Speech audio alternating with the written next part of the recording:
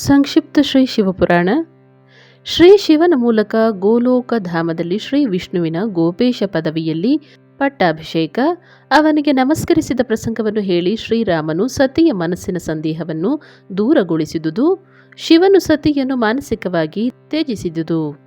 ಶ್ರೀರಾಮನು ಹೇಳಿದನು, ದೇವಿ, ಹಿಂದಿನ ಕಾಲದಲ್ಲಿ ಒಮ್ಮೆ ಪರಮ ಸ್ರಷ್ಟ ಭಗವಾನ್ ಶಂಭುವು ತನ್ನ ಪರಾತ್ಪರ ಧಾಮದಲ್ಲಿ ವಿಶ್ವಕರ್ಮನನ್ನು ಕರೆಸಿ ಅವನಿಂದ ತನ್ನ ಗೋಶಾಲೆಯಲ್ಲಿ ಒಂದು ರಮಣೀಯ ವಿಸ್ತಾರವಾದ ಭವನವನ್ನು ನಿರ್ಮಿಸಿದನು.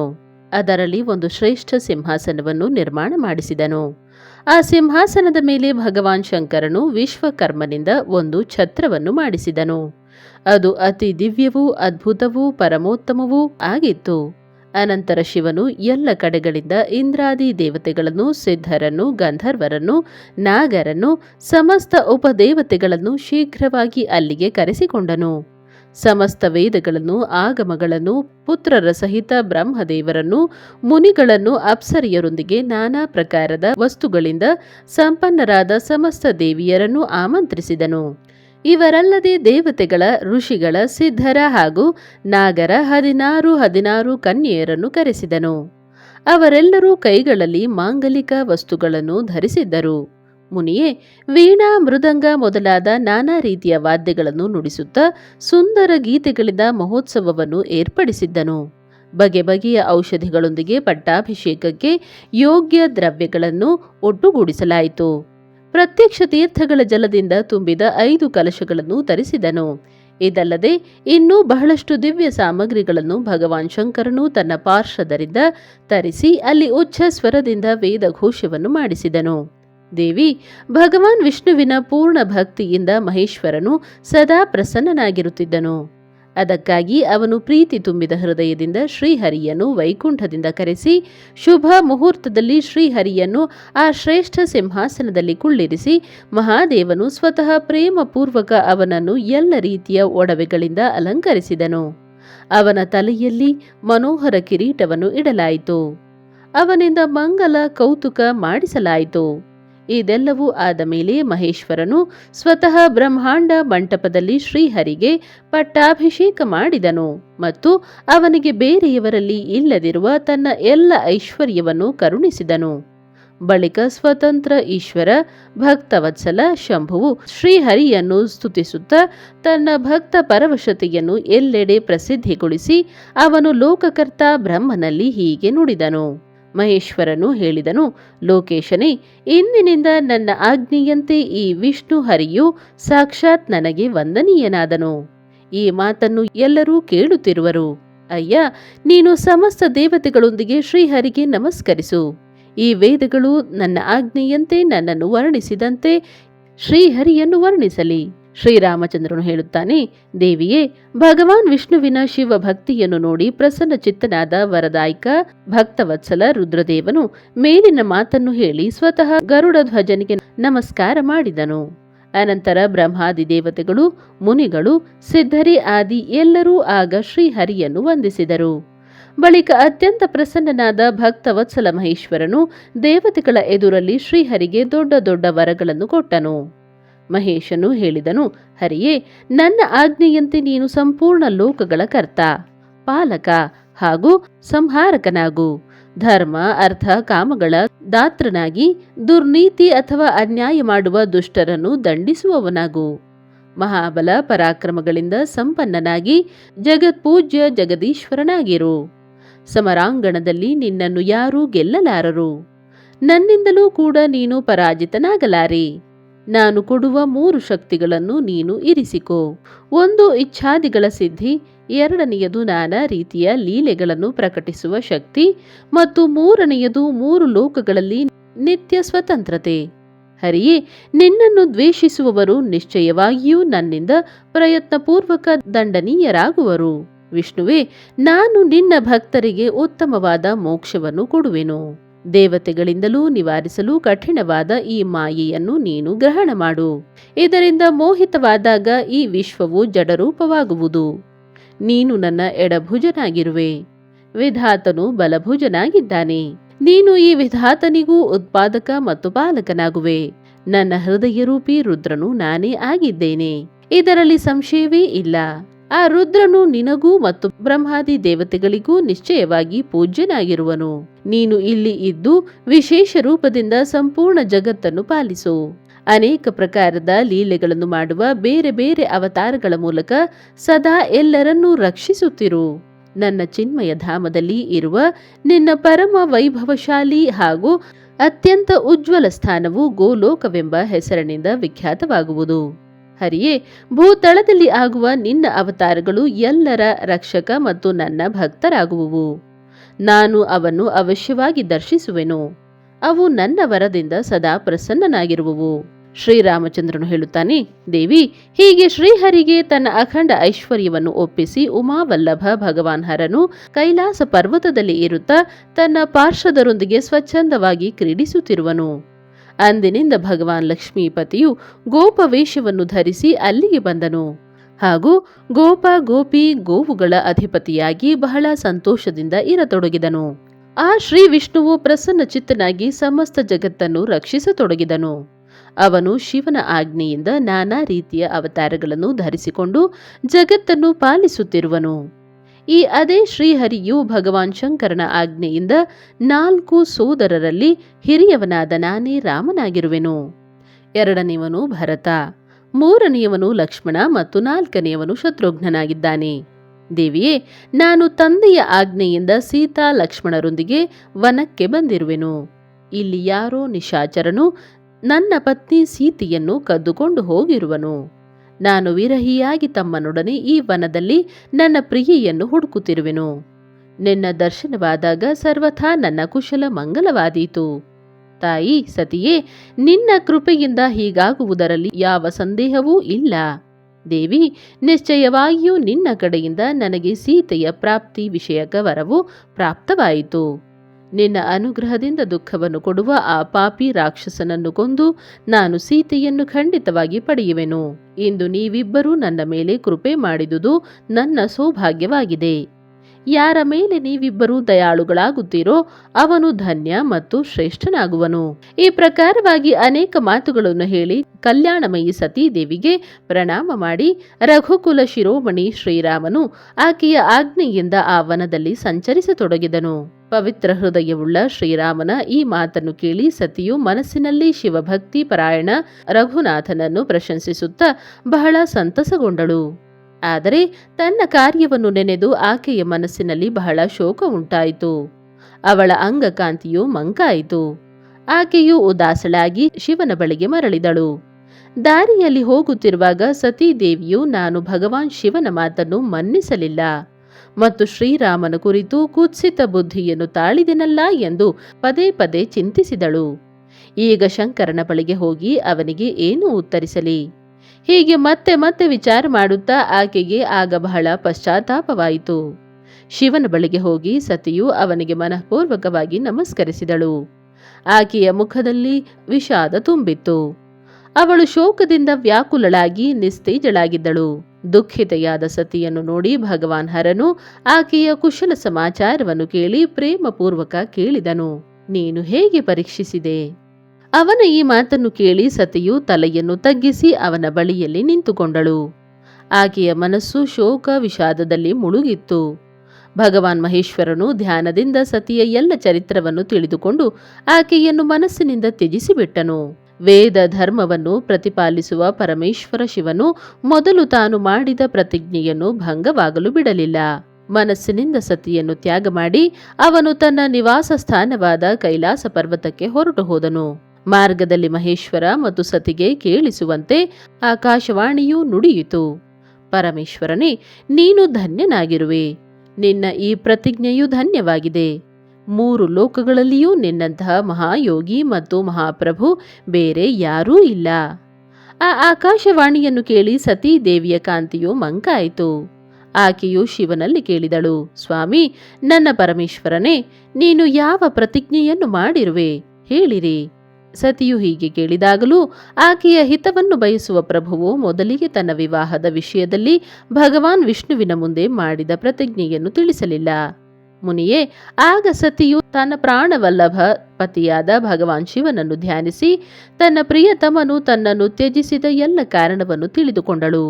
ಶಂಭುವು ನನ್ನನ್ನು ತ್ಯಜಿಸಿರುವನು. ಇದನ್ನು ತಿಳಿದು ದಕ್ಷ ಕನ್ಯೆ ಸತಿಯು ಆಗಲಿ ಅತ್ಯಂತ ಶೋಕದಲ್ಲಿ ಮುಳುಗಿ ಹೋದಳು ಹಾಗೂ ಪದೇ ಪದೇ ನಿಟ್ಟುಸಿರು ಬಿಡಲು ತೊಡಗಿದಳು. ಸತಿಯ ಮನೋಭಾವವನ್ನು ತಿಳಿದು ಶಿವನು ಅವಳಿಗಾಗಿ ಮಾಡಿದ ಪ್ರತಿಜ್ಞೆಯನ್ನು ಗುಪ್ತವಾಗಿರಿಸಿದ್ದನು ಹಾಗೂ ಬೇರೆ ಬೇರೆ ಅನೇಕ ಕಥೆಗಳನ್ನು ಹೇಳತೊಡಗಿದನು. ನಾನಾ ರೀತಿಯ ಕಥೆಗಳನ್ನು ಹೇಳುತ್ತಾ ಅವನು ಸತಿಯೊಂದಿಗೆ ಕೈಲಾಸಕ್ಕೆ ಬಂದು ತಲುಪಿದನು. ಅಲ್ಲಿ ಶ್ರೇಷ್ಠ ಆಸನದಲ್ಲಿ ಸ್ಥಿತನಾಗಿ ಚಿತ್ತವೃತ್ತಿಗಳನ್ನು ನಿರೋಧಪೂರ್ವಕ ಸಮಾಧಿಗೆ ಅಡರಿ ತನ್ನ ಸ್ವರೂಪವನ್ನು ಧ್ಯಾನಿಸತೊಡಗಿದನು. ಸತಿಯು ಮನಸ್ಸಿನಲ್ಲಿ ಅತ್ಯಂತ ವಿಷಾದಪಟ್ಟು ಆ ತನ್ನ ಧಾಮದಲ್ಲಿ ಇರತೊಡಗಿದಳು. ಮುನಿಯೇ, ಶಿವೆ ಮತ್ತು ಶಿವನ ಆ ಚರಿತ್ರವನ್ನು ಯಾರಿಂದಲೂ ತಿಳಿಯಲಾಗುತ್ತಿರಲಿಲ್ಲ. ಮಹಾಮುನಿಯೇ, ಸ್ವೈಚ್ಛೆಯಿಂದ ಶರೀರವನ್ನು ಧರಿಸಿಕೊಂಡು ಲೋಕಲೀಲೆಯನ್ನು ಅನುಸರಿಸುವ ಆ ಒಡೆಯ ಒಡತಿಯರು ಹೀಗೆ ಅಲ್ಲಿರುತ್ತಾ ದೀರ್ಘಕಾಲವೇ ಕಳೆದು ಹೋಯಿತು. ಅನಂತರ ಉತ್ತಮ ಲೀಲೆಯನ್ನು ನಡೆಸುವ ಮಹಾದೇವನು ಧ್ಯಾನವನ್ನು ಮುರಿದನು. ಇದನ್ನು ತಿಳಿದು ಜಗದಂಬೆ ಸತಿಯು ಅಲ್ಲಿಗೆ ಬಂದು ವ್ಯಥಿತ ಹೃದಯದಿಂದ ಶಿವನ ಚರಣಗಳಲ್ಲಿ ವಂದಿಸಿಕೊಂಡಳು. ಉದಾರ ಚಿತ್ತನಾದ ಶಂಭುವು ಆಕೆಗೆ ತನ್ನ ಮುಂದೆ ಕುಳಿತುಕೊಳ್ಳಲು ಆಸನವನ್ನು ಕೊಟ್ಟು ಬಹಳ ಪ್ರೇಮದಿಂದ ಬಹಳಷ್ಟು ಮನೋಹರ ಕಥೆಗಳನ್ನು ಹೇಳಿದನು. ಅವನು ಅಂತಹ ಲೀಲೆಗಳನ್ನು ಮಾಡುತ್ತಾ ಸತಿಯ ಶೋಕವನ್ನು ತತ್ಕಾಲಕ್ಕೆ ದೂರಗೊಳಿಸಿದನು. ಆಕೆಯು ಹಿಂದಿನಂತೆಯೇ ಸುಖಿಯಾದಳು. ಹೀಗಿದ್ದರೂ ಶಿವನು ತನ್ನ ಪ್ರತಿಜ್ಞೆಯನ್ನು ಬಿಡಲಿಲ್ಲ. ಅಯ್ಯ, ಪರಮೇಶ್ವರ ಶಿವನ ವಿಷಯದಲ್ಲಿ ಇದಾವುದೋ ಆಶ್ಚರ್ಯದ ಮಾತೆಂದು ತಿಳಿಯಬಾರದು. ಮುನಿಯೇ, ಮುನಿಗಳು ಶಿವೆ ಮತ್ತು ಶಿವನ ಕಥೆಯನ್ನು ಹೀಗೆ ಹೇಳುತ್ತಾರೆ. ಕೆಲವರು ಅವರಿಬ್ಬರಲ್ಲಿ ವಿಯೋಗವನ್ನು ತಿಳಿಯುತ್ತಾರೆ. ಆದರೆ ಅದರಲ್ಲಿ ವಿಯೋಗವು ಹೇಗೆ ಸಂಭವಿಸುವುದು? ಶಿವೆ ಮತ್ತು ಶಿವನ ಚರಿತ್ರವನ್ನು ವಾಸ್ತವಿಕವಾಗಿ ಯಾರು ತಿಳಿಯಬಲ್ಲರು? ಅವರಿಬ್ಬರು ಸ್ವೇಚ್ಛೆಯಿಂದ ನಾನಾ ರೀತಿಯ ಲೀಲೆಗಳನ್ನು ಮಾಡುತ್ತಾರೆ. ಸತಿ ಮತ್ತು ಶಿವ ಇವರು ವಾಣಿ ಮತ್ತು ಅರ್ಥದಂತೆ ಒಬ್ಬರಿಗೊಬ್ಬರು ನಿತ್ಯ ಸಂಯುಕ್ತರಾಗಿದ್ದಾರೆ. ಅವರಲ್ಲಿ ವಿಯೋಗವಾಗುವುದು ಅಸಂಭವವಾಗಿದೆ. ಅವರ ಇಚ್ಛೆಯಿಂದಲೇ ಅವರಲ್ಲಿ ಲೀಲಾವಿಯೋಗ ಆಗಬಲ್ಲುದು.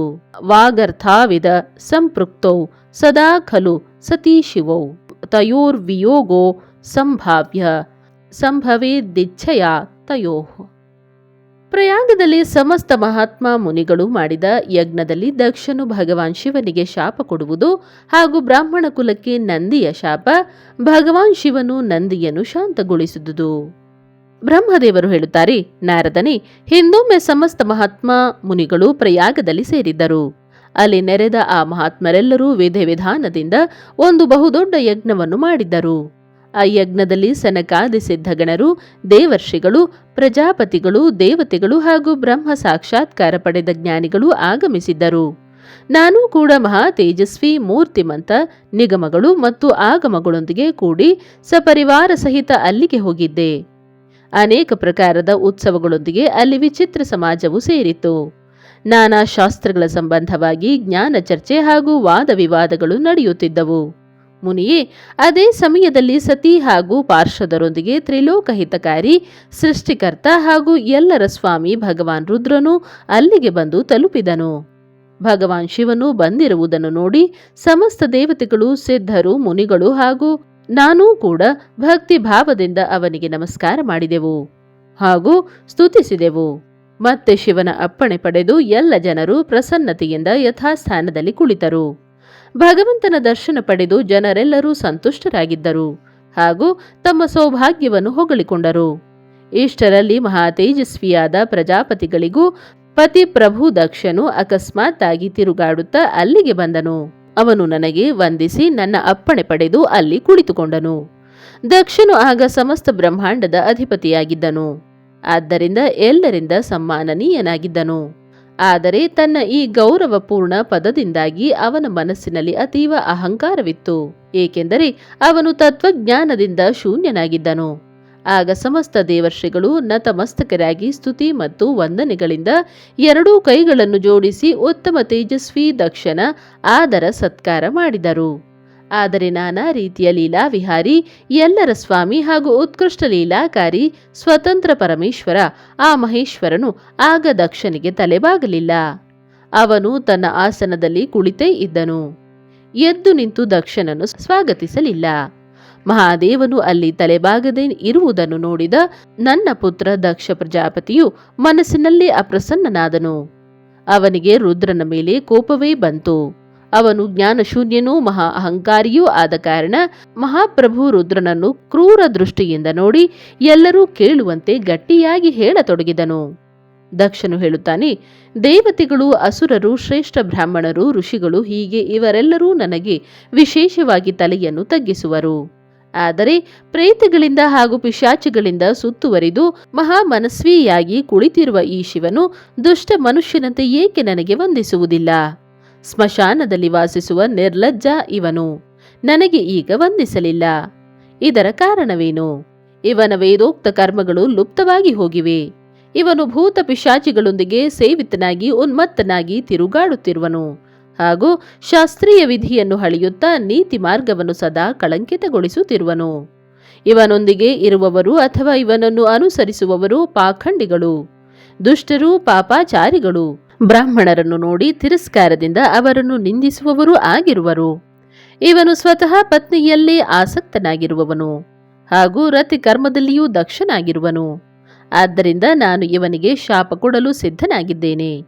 ಈ ರುದ್ರನು 4 ವರ್ಣಗಳಿಂದಲೂ ಬೇರೆಯಾಗಿದ್ದು ಕುರೂಪಿಯಾಗಿದ್ದಾನೆ.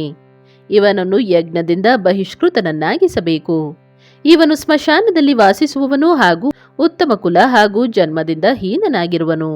ಅದಕ್ಕಾಗಿ ದೇವತೆಗಳೊಂದಿಗೆ ಇವನು ಯಜ್ಞದಲ್ಲಿ ಭಾಗ ಪಡೆಯದೇ ಹೋಗಲಿ.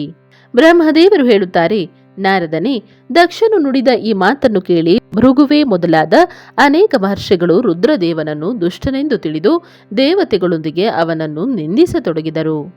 ದಕ್ಷನ ಮಾತನ್ನು ಕೇಳಿ ನಂದಿಗೆ ಬಹಳ ಕೋಪ ಬಂತು. ಅವನ ಕಣ್ಣುಗಳು ಚಂಚಲವಾದವು ಮತ್ತು ಅವನು ದಕ್ಷನಿಗೆ ಶಾಪವನ್ನು ಕೊಡಲು ತಕ್ಷಣ ಇಂತೆಂದನು. ನಂದೀಶ್ವರನು ಹೇಳಿದನು, ಎಲ್ಲವೋ ಮಹಾಮೂರ್ಖನೇ, ದುಷ್ಟ ಬುದ್ಧಿಯುಳ್ಳ ಶಟದಕ್ಷನೇ, ನೀನು ನನ್ನ ಸ್ವಾಮಿ ಮಹೇಶ್ವರನನ್ನು ಯಜ್ಞದಿಂದ ಏಕೆ ಬಹಿಷ್ಕೃತಗೊಳಿಸಿದೆ? ಅವನ ಸ್ಮರಣ ಮಾತ್ರದಿಂದಲೇ ಯಜ್ಞವು ಸಫಲವಾಗುತ್ತವೆ, ತೀರ್ಥಗಳು ಪವಿತ್ರವಾಗುತ್ತವೆ. ಅಂಥ ಮಹಾದೇವನಿಗೆ ನೀನು ಹೇಗೆ ಶಾಪ ಕೊಟ್ಟೆ? ದುರ್ಬುದ್ಧಿ ದಕ್ಷನೇ, ನೀನು ಬ್ರಾಹ್ಮಣ ಜಾತಿಯ ಚಪಲತೆಯಿಂದ ಪ್ರೇರಿತನಾಗಿ ಈ ರುದ್ರದೇವನಿಗೆ ವ್ಯರ್ಥವಾಗಿ ಶಪಿಸಿದೆ. ಮಹಾಪ್ರಭು ರುದ್ರನು ಸರ್ವಥಾ ನಿರ್ದೋಷನಾಗಿದ್ದಾನೆ. ಆದರೂ ನೀನು ವ್ಯರ್ಥವಾಗಿಯೇ ಅವನನ್ನು ಅಪಹಾಸ್ಯ ಮಾಡಿರುವೆ. ಬ್ರಾಹ್ಮಣಾಧಮನೇ, ಈ ಜಗತ್ತನ್ನು ಸೃಷ್ಟಿಸಿ ಪಾಲಿಸಿ ಕೊನೆಗೆ ಸಂಹಾರ ಮಾಡುವಂತಹ ಈ ಮಹೇಶ್ವರ ರೂಪಿಗೆ ನೀನು ಹೇಗೆ ಶಾಪವನ್ನು ಕೊಟ್ಟೆ? ನಂದಿಯು ಹೀಗೆ ಗದರಿಸಿದಾಗ ಪ್ರಜಾಪತಿ ದಕ್ಷನು ರೋಷದಿಂದ ಕೆಂಡಾಮಂಡಲವಾದನು ಹಾಗೂ ಅವನಿಗೆ ಶಾಪವನ್ನು ಕೊಡುತ್ತಾ ಹೇಳುತ್ತಾನೆ, ಎಲೈ ರುದ್ರಗಣರೇ, ನೀವೆಲ್ಲರೂ ವೇದದಿಂದ ಬಹಿಷ್ಕೃತರಾಗಿರಿ, ವೈದಿಕ ಮಾರ್ಗದಿಂದ ಭ್ರಷ್ಟರಾಗಿ ಮಹರ್ಷಿಗಳಿಂದ ಪರಿತ್ಯಕ್ತರಾಗಿ ಪಾಖಂಡವಾದದಲ್ಲಿ ತೊಡಗಿರಿ ಹಾಗೂ ಶಿಷ್ಟಾಚಾರದಿಂದ ದೂರವಾಗಿರಿ. ತಲೆಯಲ್ಲಿ ಜಟೆ ಮತ್ತು ಶರೀರದಲ್ಲಿ ಭಸ್ಮ ಹಾಗೂ ಎಲುಬುಗಳ ಆಭರಣಗಳನ್ನು ಧರಿಸಿಕೊಂಡು ಮದ್ಯಪಾನದಲ್ಲಿ ಆಸಕ್ತರಾಗಿರಿ. ದಕ್ಷನು ಶಿವನ ಪಾರ್ಷದರಿಗೆ ಹೀಗೆ ಶಪಿಸಿದಾಗ ಆ ಶಾಪವನ್ನು ಕೇಳಿ ಶಿವನ ಪ್ರಿಯ ಭಕ್ತ ನಂದಿಯು ಅತ್ಯಂತ ರೋಷಕ್ಕೆ ವಶೀಭೂತನಾದನು. ಶಿಲಾದ ಪುತ್ರ ನಂದಿಯು ಭಗವಾನ್ ಶಿವನ ಪ್ರಿಯ ಪಾರ್ಷದ ಮತ್ತು ತೇಜಸ್ವಿಯಾಗಿದ್ದನು. ಅವನು ಗರ್ವದಿಂದ ಬೀಗಿದ ಮಹಾದುಷ್ಟ ದಕ್ಷನಿಗೆ ಹೀಗೆ ಉತ್ತರಿಸತೊಡಗಿದನು. ನಂದೀಶ್ವರನು ಹೇಳಿದನು, ಎಲೈ ಶಠನೆ, ದುರ್ಬುದ್ಧಿಯುಳ್ಳ ದಕ್ಷನೇ, ನಿನಗೆ ಶಿವನ ತತ್ವದ ಯಾವ ಜ್ಞಾನವೂ ಇಲ್ಲ. ಆದ್ದರಿಂದ ನೀನು ಶಿವನ ಪಾರ್ಷದರಿಗೆ ವ್ಯರ್ಥವಾಗಿ ಶಪಿಸಿದೆ. ಅಹಂಕಾರಿ ದಕ್ಷನೇ, ಚಿತ್ತದಲ್ಲಿ ದುಷ್ಟತೆ ತುಂಬಿರುವ ಭೃಗುವೆ ಮೊದಲಾದವರೂ ಕೂಡ ಬ್ರಾಹ್ಮಣತ್ವದ ಅಭಿಮಾನದಿಂದ ಮಹಾಪ್ರಭು ಮಹೇಶ್ವರನ ಉಪಹಾಸ ಮಾಡಿದರು. ಆದ್ದರಿಂದ ಇಲ್ಲಿ ಸೇರಿದ ಭಗವಾನ್ ರುದ್ರನಿಗೆ ವಿಮುಖರಾದ ನಿನ್ನಂತಹ ದುಷ್ಟ ಬ್ರಾಹ್ಮಣರಿಗೆ ನಾನು ರುದ್ರ ತೇಜದ ಪ್ರಭಾವದಿಂದಲೇ ಶಾಪವನ್ನು ಕೊಡುತ್ತಿರುವೆನು. ನಿಮ್ಮಂತಹ ಬ್ರಾಹ್ಮಣರು ಕರ್ಮ ಫಲದ ಪ್ರಶಂಸಕ ವೇದವಾದದಲ್ಲಿ ಸಿಲುಕಿಕೊಂಡು ವೇದದ ತತ್ವಜ್ಞಾನದಿಂದ ಶೂನ್ಯರಾಗಲಿ. ಆ ಬ್ರಾಹ್ಮಣರು ಸದಾ ಭೋಗಗಳಲ್ಲಿ ತನ್ಮಯರಾಗಿದ್ದು ಸ್ವರ್ಗವನ್ನೇ ಎಲ್ಲಕ್ಕಿಂತ ದೊಡ್ಡ ಪುರುಷಾರ್ಥವೆಂದು ತಿಳಿಯುತ್ತಾ ಸ್ವರ್ಗಕ್ಕಿಂತ ಹೆಚ್ಚಿನ ವಸ್ತುವು ಯಾವುದೂ ಇಲ್ಲ ಹೀಗೆ ಹೇಳುತ್ತಾ ಇರಿ. ಹಾಗೂ ಕ್ರೋಧ, ಲೋಭ, ಮದದಿಂದ ಕೂಡಿ ನಿರ್ಲಜ್ಜ ಭಿಕ್ಷುಕರಾಗಿರಿ. ಎಷ್ಟೋ ಬ್ರಾಹ್ಮಣರು ವೇದ ಮಾರ್ಗವನ್ನು ಮುಂದಿರಿಸಿಕೊಂಡು ಶೂದ್ರರ ಯಜ್ಞ ಮಾಡಿಸುವವರು ಹಾಗೂ ದರಿದ್ರರಾಗುವರು. ಸದಾ ದಾನ ಪಡೆಯುವುದರಲ್ಲೇ ತೊಡಗಿಕೊಂಡಿರುವರು. ದೂಷಿತ ದಾನವನ್ನು ಗ್ರಹಣ ಮಾಡಿದ ಕಾರಣ ಅವರೆಲ್ಲರೂ ನರಕಗಾಮಿಗಳಾಗುವರು. ದಕ್ಷನೇ, ಅವರಲ್ಲಿ ಕೆಲವು ಬ್ರಾಹ್ಮಣರಾದರೋ ಬ್ರಹ್ಮ ರಾಕ್ಷಸರಾಗುವರು. ಪರಮೇಶ್ವರ ಶಿವನನ್ನು ಸಾಮಾನ್ಯ ದೇವತೆಯೆಂದು ತಿಳಿದುಕೊಂಡು ಅವನಲ್ಲಿ ದ್ರೋಹ ಬಗೆಯುವ ದುಷ್ಟ ಬುದ್ಧಿಯುಳ್ಳ ದಕ್ಷ ಪ್ರಜಾಪತಿಯು ತತ್ವಜ್ಞಾನದಿಂದ ವಿಮುಖನಾಗಿ ಹೋಗಲಿ. ಇವನು ವಿಷಯ ಸುಖದ ಇಚ್ಛೆಯಿಂದ ಕಾಮನಾ ರೂಪಿ ಕಪಟದಿಂದ ಕೂಡಿದ ಧರ್ಮ ಉಳ್ಳ ಗೃಹಸ್ಥಾಶ್ರಮದಲ್ಲಿ ಆಸಕ್ತನಾಗಿ ಕರ್ಮಕಾಂಡವನ್ನು ಹಾಗೂ ಕರ್ಮ ಫಲದ ಪ್ರಶಂಸೆ ಮಾಡುವ ಸನಾತನ ವೇದವಾದದ ವಿಸ್ತಾರವನ್ನೇ ಮಾಡುತ್ತಾ ಇರಲಿ. ಇವನ ಆನಂದದಾಯಕ ಮುಖವು ನಾಶವಾಗಲಿ. ಇವನು ಆತ್ಮಜ್ಞಾನವನ್ನು ಮರೆತು ಪಶುವಿನಂತೆ ಆಗಲಿ. ಹಾಗೂ ಈ ದಕ್ಷನು ಕರ್ಮಭ್ರಷ್ಟನಾಗಿ ಶೀಘ್ರವೇ ಆಡಿನ ತಲೆಯಿಂದ ಕೂಡಿರಲಿ. ಈ ಪ್ರಕಾರ ಕುಪಿತನಾದ ನಂದಿಯು ಬ್ರಾಹ್ಮಣರಿಗೆ ಮತ್ತು ದಕ್ಷನು ಮಹಾದೇವನಿಗೆ ಶಾಪ ಕೊಟ್ಟಾಗ ಅಲ್ಲಿ ಭಾರೀ ಹಾಹಾಕಾರವೆದ್ದಿತು. ನಾರದನೇ, ನಾನು ವೇದದ ಪ್ರತಿಪಾದಕನಾದ ಕಾರಣ ಶಿವ ತತ್ವವನ್ನು ತಿಳಿದಿರುತ್ತೇನೆ. ಅದಕ್ಕಾಗಿ ದಕ್ಷನ ಆ ಶಾಪವನ್ನು ಕೇಳಿ ನಾನು ಪದೇ ಪದೇ ಅವನನ್ನು ಹಾಗೂ ಭೃಗುವೇ ಆದಿ ಬ್ರಾಹ್ಮಣರನ್ನು ನಿಂದಿಸಿದೆನು. ಸದಾಶಿವ ಮಹಾದೇವನೂ ಕೂಡ ನಂದಿಯ ಆ ಮಾತನ್ನು ಕೇಳಿ ನಗುತ್ತಾ ಮಧುರವಾಣಿಯಿಂದ ನುಡಿದು ನಂದಿಯನ್ನು ಸಮಜಾಯಿಸತೊಡಗಿದನು. ಸದಾಶಿವನು ಹೇಳಿದನು, ನಂದಿಯೇ, ನನ್ನ ಮಾತನ್ನು ಕೇಳು. ನೀನಾದರೋ ಪರಮಜ್ಞಾನಿಯಾಗಿರುವೆ. ನೀನು ಕ್ರೋಧಿತನಾಗಬಾರದು. ನೀನು ಭ್ರಮೆಯಿಂದ ನನಗೆ ಶಾಪ ಕೊಟ್ಟೆ ಎಂದು ತಿಳಿದುಕೊಂಡು ವ್ಯರ್ಥವಾಗಿಯೇ ಬ್ರಾಹ್ಮಣ ಕುಲಕ್ಕೆ ಶಾಪವನ್ನಿತ್ತೆ. ವಾಸ್ತವವಾಗಿ ನನಗೆ ಯಾರ ಶಾಪವೂ ತಟ್ಟಲಾರದು. ಆದ್ದರಿಂದ ನೀನು ಉತ್ತೇಜಿತನಾಗಬಾರದು. ವೇದವು ಮಂತ್ರಾಕ್ಷರಮಯ ಮತ್ತು ಸೂಕ್ತಮಯವಾಗಿದೆ. ಅದರ ಪ್ರತಿಯೊಂದು ಸೂಕ್ತದಲ್ಲಿಯೂ ಸಮಸ್ತ ದೇಹಧಾರಿಗಳ ಆತ್ಮನು ಅಂದರೆ ಪರಮಾತ್ಮನು ಪ್ರತಿಷ್ಠಿತನಾಗಿದ್ದಾನೆ. ಆದ್ದರಿಂದ ಆ ಮಂತ್ರಗಳ ಜ್ಞಾತೃಗಳು ನಿತ್ಯ ಆತ್ಮವೇತ್ತರಾಗಿದ್ದಾರೆ. ಆದ್ದರಿಂದ ನೀನು ರೋಷಕ್ಕೆ ವಶನಾಗಿ ಅವರಿಗೆ ಶಾಪ ಕೊಡಬೇಡ. ಯಾರದೇ ಬುದ್ಧಿಯು ಎಷ್ಟೇ ದೂಷಿತವಾಗಿರಲೇಕೆ ಅವನು ವೇದಗಳಿಗೆ ಶಾಪವನ್ನು ಕೊಡಲಾರನು. ಈಗ ನನಗೆ ಶಾಪವು ತಟ್ಟಲೇ ಇಲ್ಲ. ಇದನ್ನು ನೀನು ಸರಿಯಾಗಿ ತಿಳಿಯಬೇಕು. ಮಹಾಮತಿಯೇ, ನೀನು ಸನಕಾದಿಗಳಿಗೂ ತತ್ವಜ್ಞಾನ ಉಪದೇಶಿಸುವವನಾಗಿರುವೆ. ಆದ್ದರಿಂದ ಶಾಂತನಾಗು. ನಾನೇ ಯಜ್ಞನಾಗಿರುವೆನು. ನಾನೇ ಯಜ್ಞಕರ್ಮನಾಗಿರುವೆ. ಯಜ್ಞಗಳ ಅಂಗಭೂತ ಸಮಸ್ತ ಉಪಕರಣಗಳು ನಾನೇ ಆಗಿರುವೆನು. ಯಜ್ಞ ಆತ್ಮನೂ ನಾನೇ. ಯಜ್ಞಪರಾಯಣ ಯಜಮಾನನೂ ನಾನೇ ಮತ್ತು ಯಜ್ಞದಿಂದ ಬಹಿಷ್ಕೃತನೂ ನಾನೇ ಆಗಿದ್ದೇನೆ. ಇವನು ಯಾರು? ನೀನು ಯಾರು? ಇವರು ಯಾರು? ವಾಸ್ತವವಾಗಿ ಎಲ್ಲವೂ ನಾನೇ ಆಗಿರುವೆನು. ನೀನು ನಿನ್ನ ಬುದ್ಧಿಯಿಂದ ಈ ಮಾತಿನ ಕುರಿತು ವಿಚಾರ ಮಾಡು. ನೀನು ಬ್ರಾಹ್ಮಣರಿಗೆ ವ್ಯರ್ಥವಾಗಿ ಶಾಪವನ್ನು ಕೊಟ್ಟೆ. ಮಹಾಮತಿಯಾದ ನಂದಿಯೇ, ನೀನು ತತ್ವಜ್ಞಾನದ ಮೂಲಕ ಪ್ರಪಂಚ ರಚನೆಯನ್ನು ನಿರಾಕರಣ ಮಾಡಿ ಆತ್ಮನಿಷ್ಠ ಜ್ಞಾನಿಯಾಗಿ ಕ್ರೋಧಾದಿಗಳಿಂದ ಶೂನ್ಯನಾಗು. ಬ್ರಹ್ಮದೇವರು ಹೇಳುತ್ತಾರೆ, ನಾರದನೇ, ಭಗವಾನ್ ಶಂಭುವು ಈ ಪ್ರಕಾರವಾಗಿ ತಿಳಿಸಿ ಹೇಳಿದಾಗ ನಂದಿಕೇಶ್ವರನು ವಿವೇಕಪರಾಯಣನಾಗಿ ಕ್ರೋಧರಹಿತ ಶಾಂತನಾದನು. ಶಿವನೂ ಕೂಡ ತನ್ನ ಪ್ರಾಣಪ್ರಿಯ ಪಾರ್ಷದನಾದ ನಂದಿಗೆ ತತ್ವಬೋಧವನ್ನು ಮಾಡಿಸಿ ಪ್ರಮಥ ಗಣಗಳೊಂದಿಗೆ ಅಲ್ಲಿಂದ ಪ್ರಸನ್ನತೆಯಿಂದ ತನ್ನ ಸ್ಥಾನಕ್ಕೆ ಹೊರಟು ಹೋದನು. ಇತರೋಷಾವೇಶದಿಂದ ಕೂಡಿದ ದಕ್ಷನೂ ಕೂಡ ಬ್ರಾಹ್ಮಣರಿಂದ ಸುತ್ತುವರಿದು ತನ್ನ ಸ್ಥಾನಕ್ಕೆ ಮರಳಿ ಹೋದನು. ಆದರೆ ಅವನ ಚಿತ್ತವು ಶಿವದ್ರೋಹದಲ್ಲಿ ತತ್ಪರವಾಗಿತ್ತು. ಆಗ ರುದ್ರನಿಗೆ ಶಾಪ ಕೊಟ್ಟ ಘಟನೆಯನ್ನು ಸ್ಮರಿಸಿ ದಕ್ಷನು ಸದಾ ಮಹಾನ್ ರೋಷದಿಂದ ತುಂಬಿದ್ದನು. ಅವನ ಬುದ್ಧಿಗೆ ಮೂಢತೆ ಆವರಿಸಿತ್ತು. ಅವನು ಶಿವನ ಕುರಿತು ಶ್ರದ್ಧೆಯನ್ನು ತ್ಯಜಿಸಿ ಶಿವ ಪೂಜಕರನ್ನು ನಿಂದಿಸತೊಡಗಿದನು. ಅಯ್ಯ ನಾರದನೇ, ಹೀಗೆ ಪರಮಾತ್ಮ ಶಂಭುವಿನೊಡನೆ ದುರ್ವ್ಯವಹಾರ ಮಾಡಿ ದಕ್ಷನು ತನ್ನ ದುಷ್ಟ ಬುದ್ಧಿಯ ಪರಿಚಯ ಮಾಡಿಸಿಕೊಟ್ಟನು. ಇದನ್ನು ನಾನು ನಿನಗೆ ತಿಳಿಸಿರುವೆ. ಇನ್ನು ಪರಾಕಾಷ್ಠೆಗೆ ಮುಟ್ಟಿದ ಅವನ ದುರ್ಬುದ್ಧಿಯ ವೃತ್ತಾಂತವನ್ನು ಹೇಳುವೆನು ಕೇಳು.